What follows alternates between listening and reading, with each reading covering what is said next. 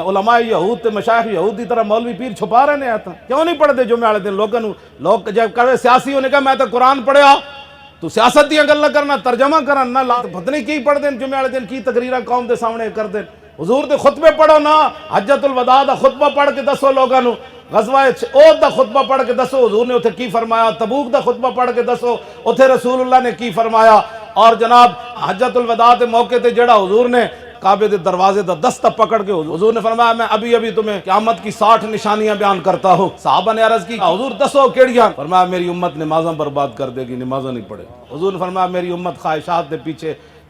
چل پوے گی حضور نے فرمایا جدھر خواہش جائے گی وہ بھی نال انج چلا جائے گا حضور نے فرمایا میری امت امانتاں برباد کر دے گی حضور نے فرمایا میری امت حرام کردہ چیزاں نو حلال سمجھنا شروع کر دے گی میری امت سود کھانا شروع کر دے گی حضور نے فرمایا رشوت لینی شروع کر دینیاں بیع الدین بالدنیا لوگ دنیا دی خاطر اپنا دین بیچ دین